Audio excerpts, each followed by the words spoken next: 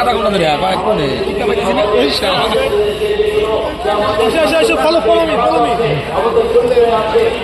ধরে আমাদের একটু